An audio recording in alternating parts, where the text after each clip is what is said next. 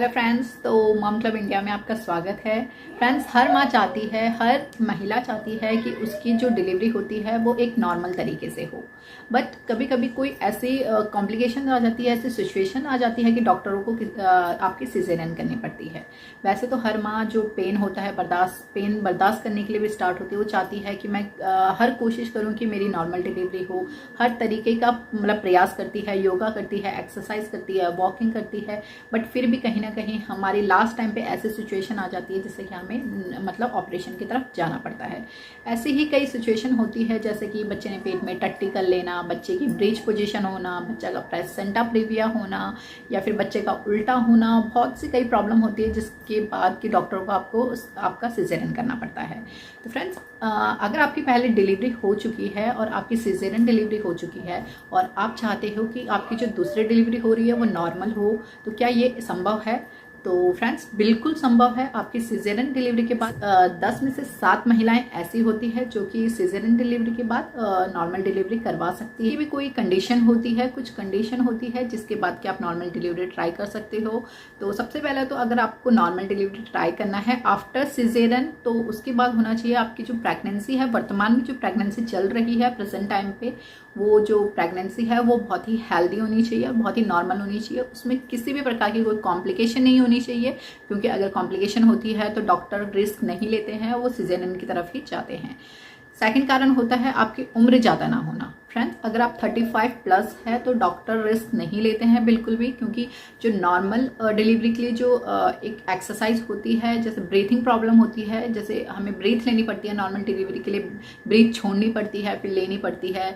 जो ब्रीथ लेनी पड़ती है वो 35 की उम्र के बाद काफ़ी कम हो जाती है। हमारा स्टेमिना काफ़ी कम हो जाता है, जिस वजह से कि हमारी नॉर्मल डिलीवरी में प्रॉब्लम हो सकती है।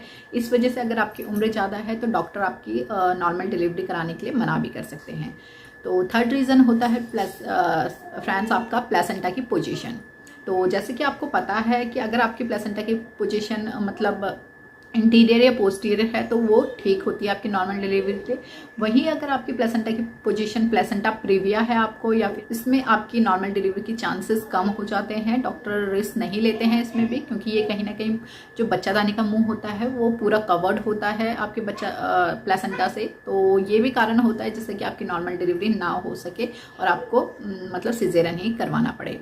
तो नेक्स्ट है फ्रेंड्स कि बच्चे की ब्रीच पोजीशन। अगर बच्चा ब्रीच पोजीशन में है, यानी कि बच्चा उल्टा है, तो इस केस में भी डॉक्टर आपको मतलब नॉर्मल डिलीवरी करने की सलाह बिल्कुल नहीं देंगे, क्योंकि इसमें कॉम्प्लिकेशन आ जाती है। जब बच्चा डिलीवरी कराते हैं तो काफ़ी कॉम्प्लिकेशन आ जाती है। तो इसमें आपको अगर पहला सिजेरियन हो रखा है तो उसके बाद भी सिजेरियन कराने की ही सलाह देते हैं।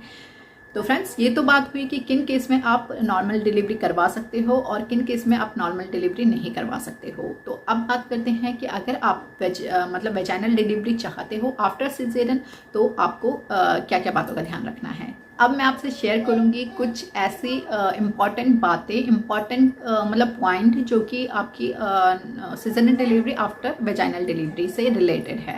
मतलब कुछ ऐसे इम्पॉर्टेंट टिप्स जो कि आपके लिए काफ़ी हेल्पफुल होने वाले हैं।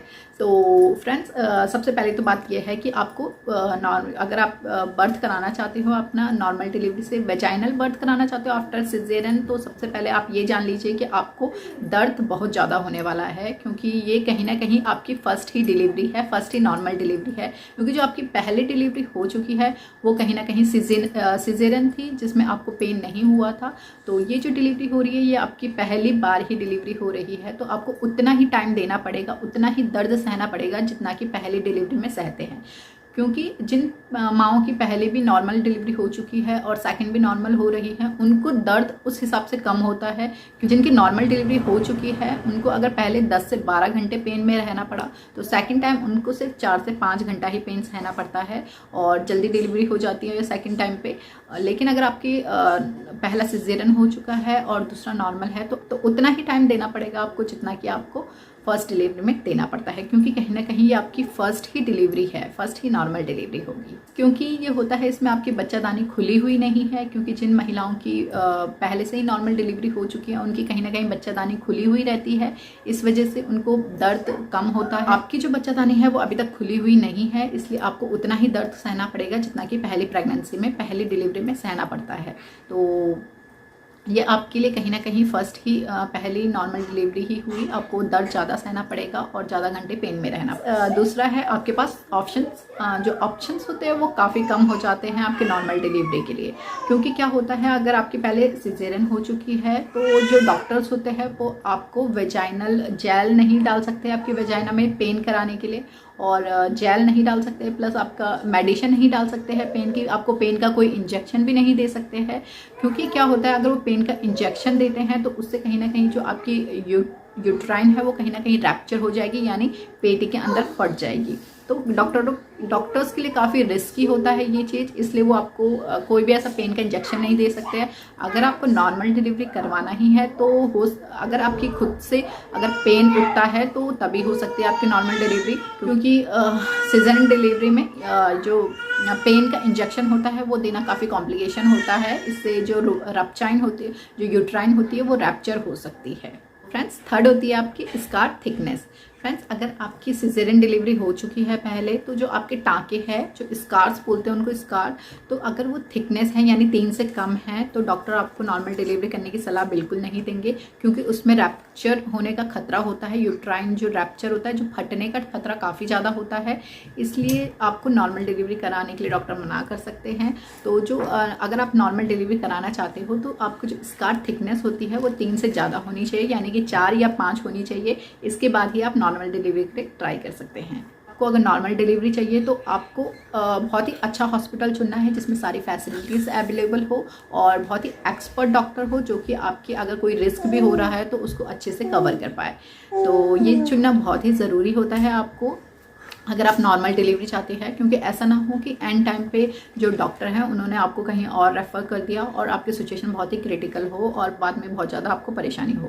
तो फ्रेंड्स, इसलिए सबसे पहले अगर आप नॉर्मल डिलीवरी चाहती है तो किसी ऐसे हॉस्पिटल का चुनाव करें जिसके अंदर सारी फैसिलिटीज़ अवेलेबल हो, मतलब ब्लड बैंक भी हो, एवरीथिंग हो, उसके अंदर जो सारे इंस्ट्रूमेंट होते हैं, जो बच्चों को निकालने के इंस्ट्रूमेंट, सारे इंस्ट्रूमेंट अवेलेबल हो, ऐसे हॉस्पिटल का चुनाव करना है। तो फ्रेंड्स, आज इस वीडियो में मैंने आपसे शेयर करी कि आपको कौन कौन सी ऐसी कंडीशन होती है जिसमें नॉर्मल डिलीवरी के लिए ट्राई नहीं करना चाहिए और कौन सी ऐसी कंडीशन है जिसमें आपकी नॉर्मल डिलीवरी हो सकती है, और आपको क्या क्या सावधानी बरतनी चाहिए अपनी अगर आप नॉर्मल डिलीवरी चाहते हो तो फ्रेंड्स, आई होप कि आपको मेरी वीडियो पसंद आई हो। तो मेरी वीडियो को लाइक और शेयर करना ना भूलें, ताकि हम आगे भी इसी तरीके से प्रयास करते रहे, आपके लिए वीडियो लाते रहे, अच्छी से अच्छी वीडियो लाते रहे, क्योंकि आपके लाइक और सब्सक्राइब से ही हमें मोटिवेशनल मिलती है आगे, और हमें वीडियो बनाने की प्रेरणा भी आपके लाइक और कमेंट से ही आती है। तो फ्रेंड्स, कमेंट जरूर करिए कि आपको वीडियो कैसी लगी। तो फ्रेंड्स, मिलते हैं कल एक नई वीडियो में नए टॉपिक के साथ। तब तक के लिए अपना ध्यान रखिए खूब सारा, और टेक केयर, बाय बाय।